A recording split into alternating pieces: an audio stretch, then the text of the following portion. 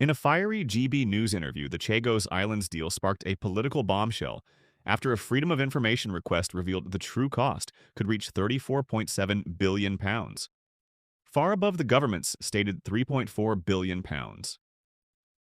The opposition accused Keir Starmer of deliberate deception, while Justice Minister Alex Davies fiercely defended the deal, insisting the larger figure was not recognized and that the real cost was just £100 million a year to safeguard the Diego Garcia base. When confronted with official documents showing the higher figure, Davies repeatedly denied it. A clear sidestep of an awkward, potentially damaging question. Did you know over 95% of our viewers aren't subscribed? Subscribing is free and helps us create more great content. Hit subscribe now and join our community. Does not make sense. So perfectly, we give away something we own and then we pay $34.7 billion to do so. That didn't make sense in the first place. But we were told that it would only cost sort of $3.4 billion over sort of like, 99 years, so not really to worry about it. OK, right, fine, fair enough. But now this is a Freedom of Information request and we have found out that the actual figures are close to $34.7 billion. And the document that was revealing this shows that civil servants were instructed to lower the cost of the deal on paper, the paper that's available to us now, to $10 billion. So they were instructed to actually massage the figures. Who was doing the instructing to massage those figures? They were going to announce, the thing was, they were going to announce, Chris, a big saving, right? We're going to get rid of these Chagos Islands, we're not going to pay for this anymore. Then Trump gets to hear about this and he says, oh, you think I'm paying for this on my own? I'm not paying for this. And he said, you want to be my mate, Starmer? You want to be my mate, you pay for the Chagos Islands. So Starmer then does everything he can to pay for the Chagos Islands, but what he doesn't do, Dawn, is tell us the truth. Tell us the truth. Yeah, I mean... I don't think anyone is surprised that politicians are economical with the actuality. So but I think when they're caught out like that, that is a resigning issue. Well, that especially what's going on to say is people used to be economical, but this is tenfold. It's not the odd million or two or odd billion or two. It's a tenfold porcupine.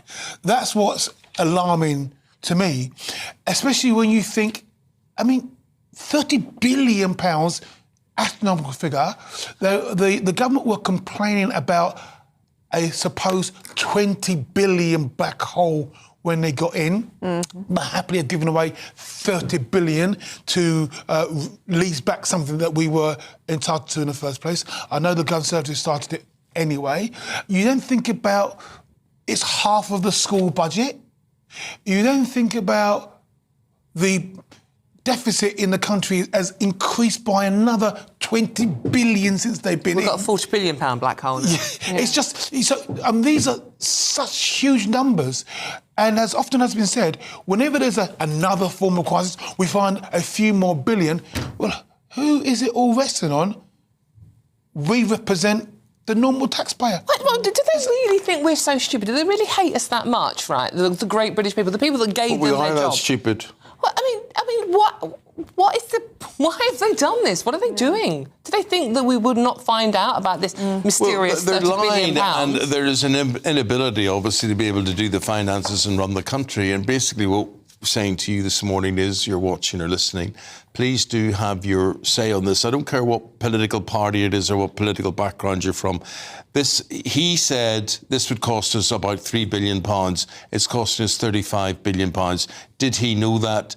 Did he say it in the way that he should have said it? Or was he just massaging the figures? Let us know what you think. Yeah. To Westminster now. I don't think it's Mel Stride's birthday today, but he is the Shadow Chancellor.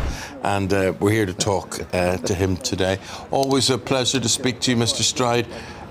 The Chagos Islands making headlines today. And we're just all slightly, our viewers and listeners are a bit worried. Was this a mistake by Starmer in saying this would cost £3 billion? Did he mean £3 billion a year? Overall, are we talking practically £40 billion? What sort of situation is this deal in? Well, I think what we've discovered, Eamon, just to unpack what's happened here, is that through a Freedom of Information request, we have managed to establish the precise calculations of the figure that the government has been putting forward. Now, the Prime Minister back in February in the House of Commons suggested about 3.4 billion for the total cost of this arrangement, and we've established that it's about 10 times that. It's about 35 billion. That's the cost over the 99 years involved here. And it all gets rather technical as to how they've narrowed this number down so much, but part of it is assumptions around inflation, but also giving the numbers a very severe haircut using something known as the, I think it's called the public service discount or something like that for longer term projects, and that has reduced the number very significantly. Now, given that the PM said back in February it was one figure and it turns out to be 10 times as much, we will of course be pressing the government very hard on this when Parliament comes back in the autumn. Will you be asking for in September? Sorry? Will you be asking from the Prime Minister in September? Will you be asking him to address these figures? Will you be asking for an apology?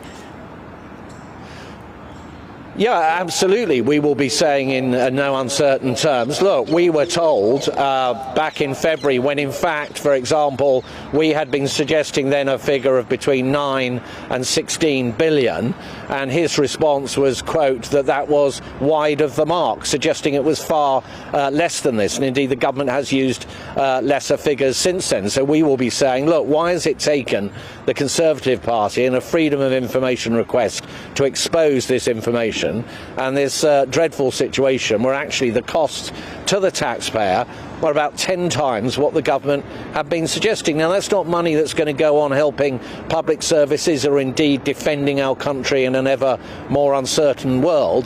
That is money that is going to the government of Mauritius, who incidentally have recently cut taxes for their own citizens, partly because of the funding that they're now receiving from us. This thing is just totally and utterly unacceptable.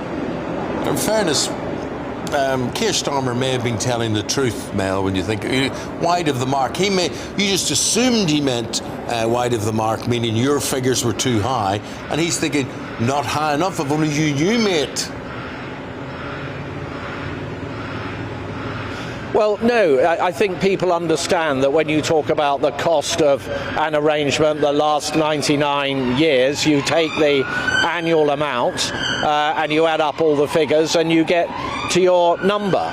And as I say, what is now materialised as we've got this information through the Freedom of Information request is not only has a discount been applied because of an assumption around inflation, but also a further discount applied because of the long-term nature of this arrangement. Now, Angela Rayner, when she came out and told everybody how much the Labour government would be spending on social housing going forward, did similar kind of calculations but didn't use the same methodology at all, because in that case the government of course wanted to inflate the numbers to make them look bigger. On this occasion they've used a different methodology to try and make the number look substantially smaller, and we don't think that's being straight with the British people. It's not.